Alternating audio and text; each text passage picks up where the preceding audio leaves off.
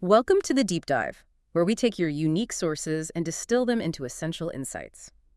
Today, we're embarking on a fascinating journey through three very different beverages: mezcal, ginger beer, and kvass. That's right. And we're not just exploring, their tastes or where they came from.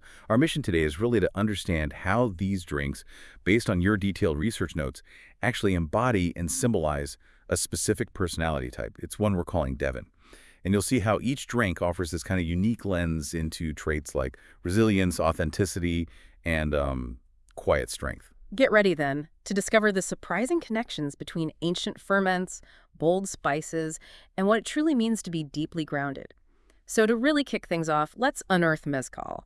I mean, it's a drink that just screams rebellion from its very origins, right? Steeped in smoke and earth, it feels like it mirrors that deeply grounded personality, someone who's seen a lot and carries it with them. That's a really good way to put it. Mezcal's origins do go way back. Pre-Hispanic Mexico, long before tequila was even really a thought. You had indigenous communities, Oaxaca and surrounding areas, fermenting and distilling agave for ritual, for medicine.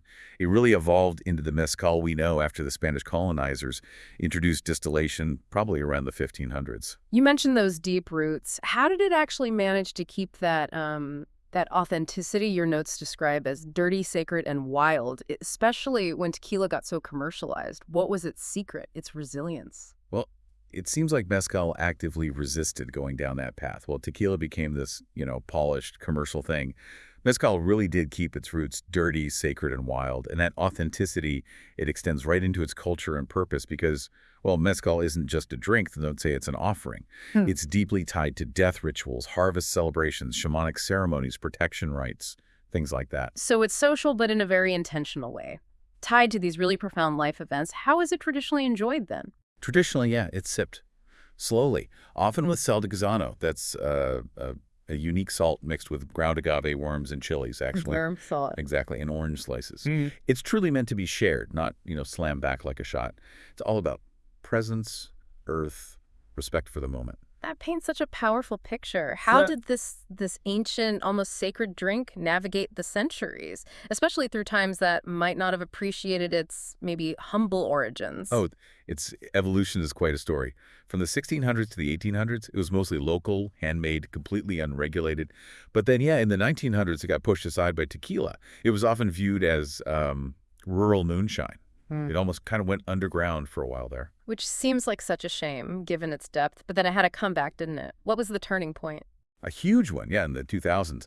Artisanal distilleries started popping up, gaining respect, and suddenly bars globally started embracing it. Yeah. It really found its moment again. Today, it's seen as a counterculture icon, for connoisseurs, chefs, and as the notes say, rebels with a taste for the elemental. That brings us neatly to how this, well, magical spirit is actually made. What are the core ingredients? And where does that distinctive smokiness come from? It's surprisingly simple, actually. Agave, and crucially, many different species, unlike tequila, which sticks to blue rubber water and yeast. That's pretty much it. The notes emphasize no additives, no shortcuts, like a life motto.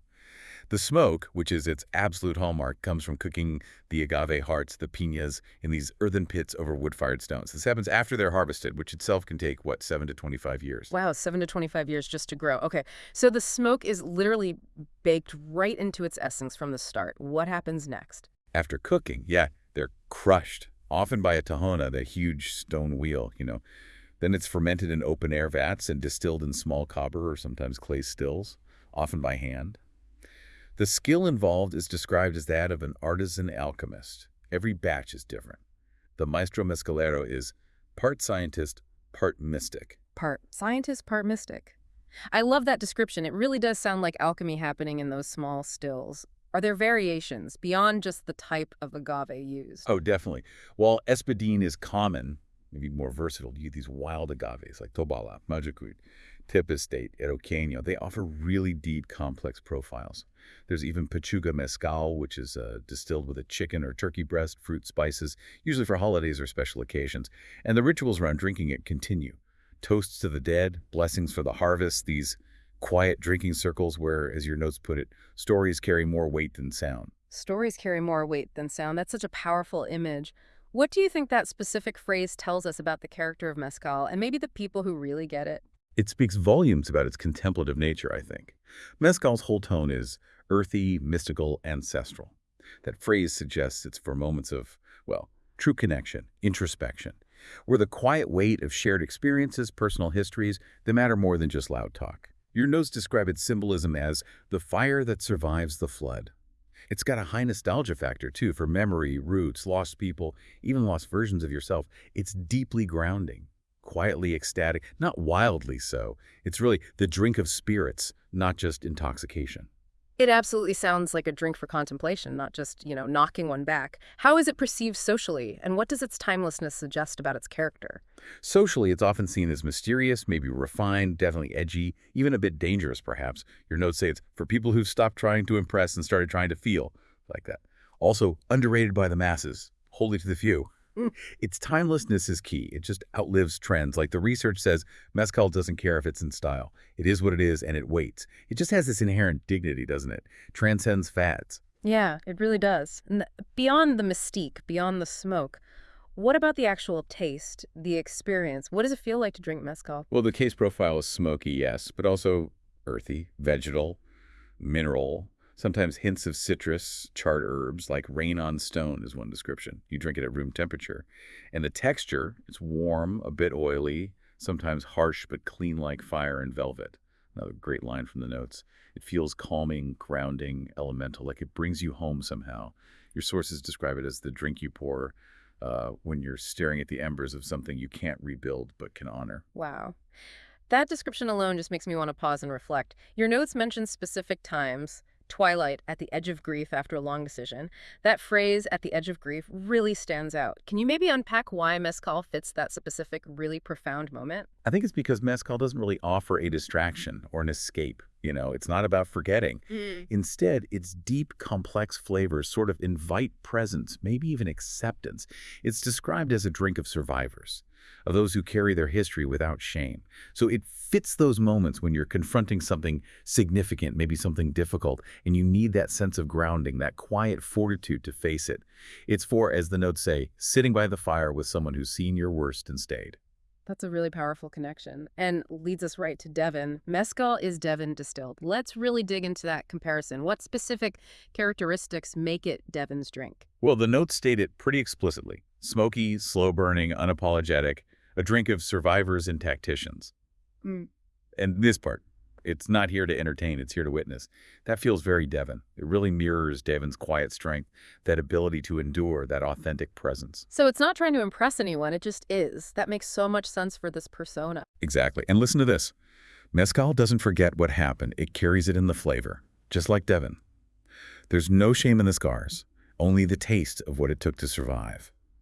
The physical attributes of the drink itself, the long cultivation time, the fire, the slow process, they literally mirror the profound characteristics of a personality forged through experience and quiet resilience.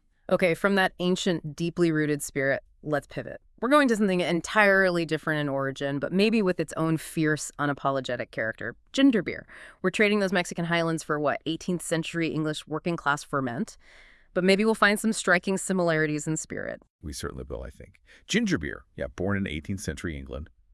A working class ferment, made with sugar, ginger, water. And originally it had an SCOBY-like culture, that symbiotic colony of bacteria and yeast.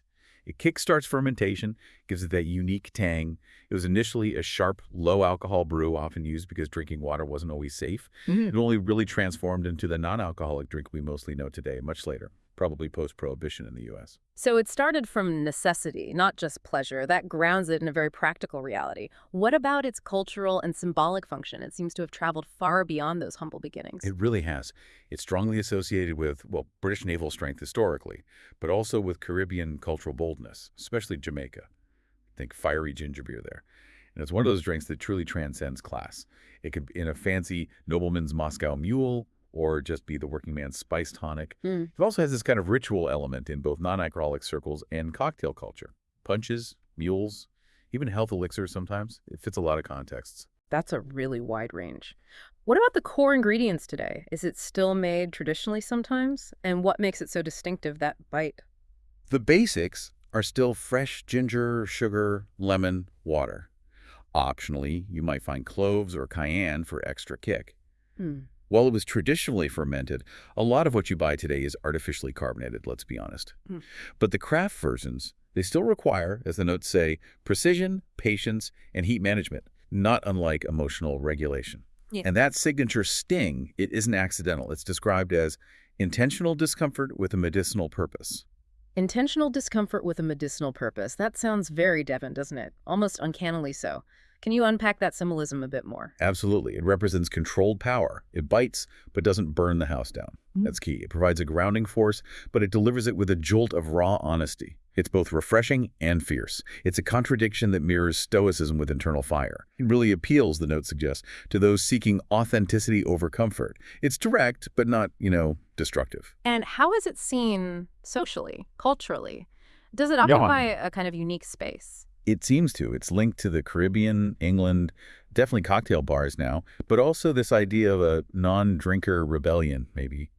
A flavorful alternative. It's a rare crossover, too, serving as both a warming winter spice and a sharp summer refreshment. Younger people might see it as edgy, while older generations might view it as restorative, medicinal almost. And its presence in really popular cocktails like the Dark and Stormy, the Moscow Mule, that's definitely given it a certain mystique. So what's the overall public perception then? Does that acquired edge mean it's often misunderstood? Or is it finding its niche? The research suggests it's underrated by those who like soft drinks, maybe too challenging, and overhyped only when misunderstood. It seems to be for those with taste and restraint, an acquired edge. It's neither bubbly nor syrupy. It demands intention. It's taste. Cold, sharp, fizzy, with that slight burn at the back of the throat. The notes describe the experience as more of a punch than a sip, asking, are you ready for this?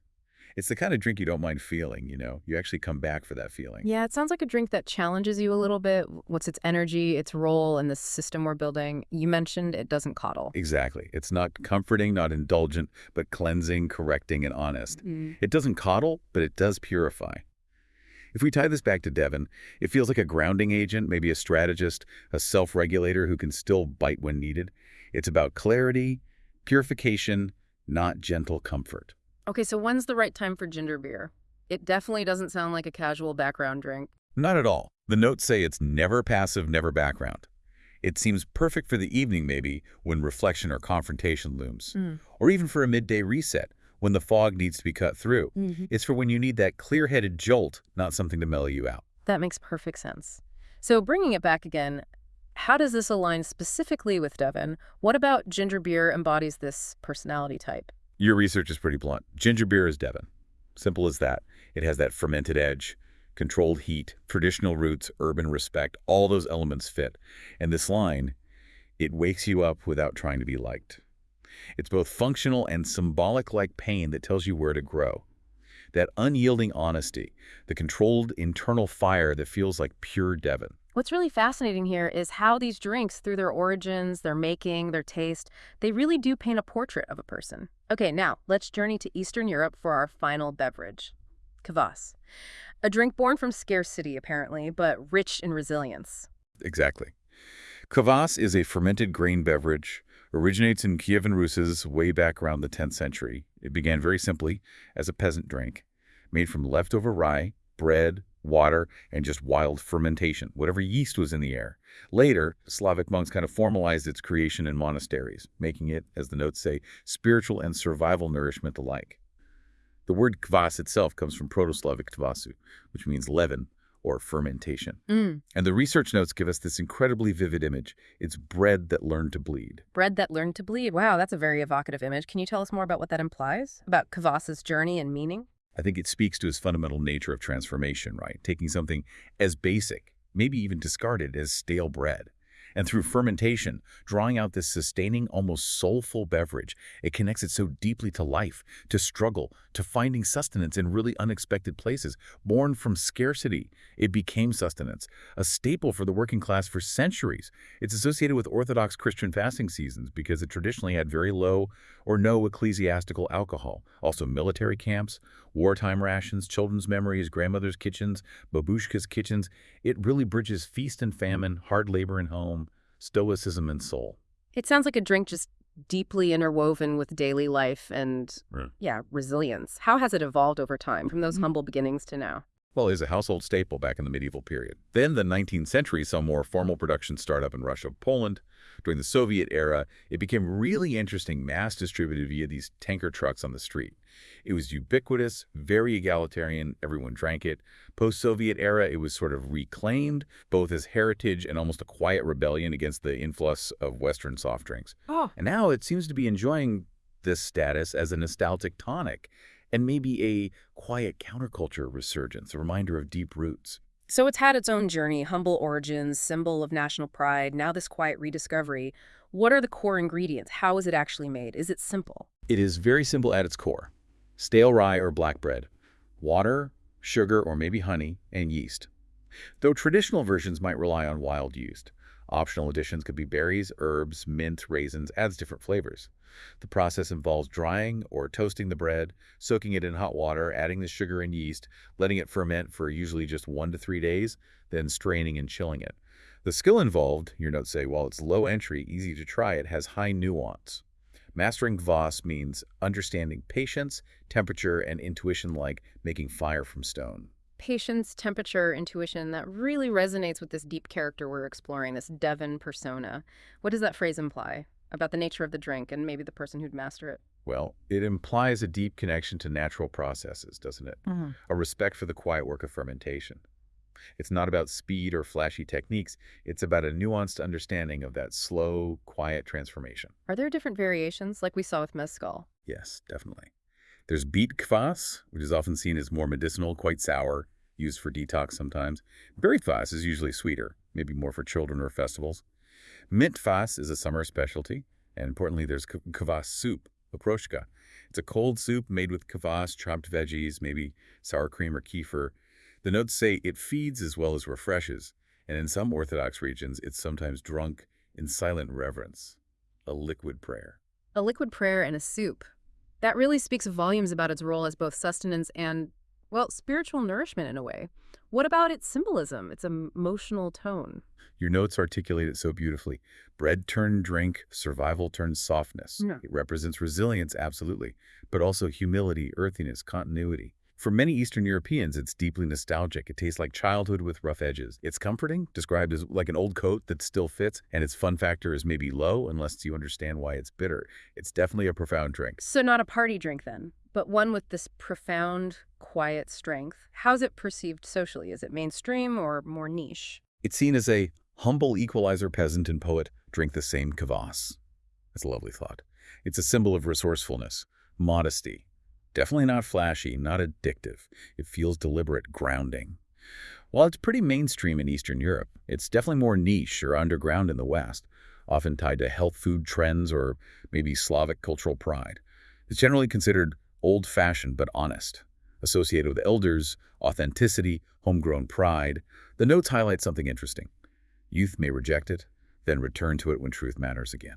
That's a really powerful statement about its timelessness, isn't it? And that eventual rediscovery. What's the taste and the physical experience like? It's served cold, usually mildly fizzy. The taste is primarily sour, tangy, earthy, with just a slight underlying sweetness usually.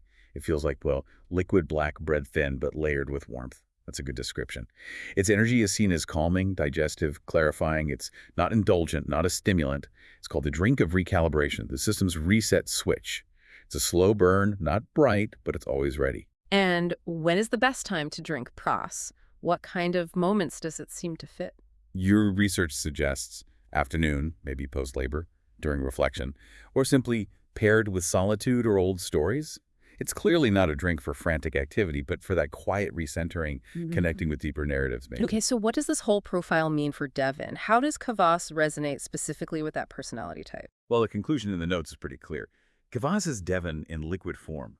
It's created through hardship. It's structured, earthy, unflashy. It's not easy to love, but impossible to forget. That really hits home for this persona, I think. Its bitterness is its honesty. Its fizz a reminder that stillness can hold pressure too. And maybe most importantly, Kvass doesn't aim to impress. It aims to endure with dignity, and so does Devon. It embodies that quiet, unshakable strength. So as we kind of reflect on this whole journey through these three drinks, we've seen how Mezcal's deep roots and resilience, ginger beer's controlled power and that honest bite, and Kvass's humble endurance and quiet strength, they all mirror different facets of this personality we decided to call Devon. Right. And think about the Devon in your own life or maybe even parts of yourself. These drinks, they offer this unique language, don't they? To describe complex characters. It's really about finding that depth, that quiet strength, the unapologetic authenticity that isn't always immediately obvious on the surface. What can these drinks teach you about seeing beyond that surface? So we've explored how these three really distinct drinks, mezcal, ginger beer, and kvass, offer so much more than just flavor. They offer really profound insight into character, into resilience, and into the subtle art of just enduring with dignity. And maybe a final thought to leave you with. Consider what other everyday objects or experiences might silently symbolize deeper truths. But the people or concepts around us, what kind of drink, for instance, would best embody your most defining characteristic, and what would that reveal? It's just a reminder, I suppose, that true depth often lies beneath the surface, waiting to be uncovered. Just like the nuanced flavors in these really fascinating beverages we've talked about today.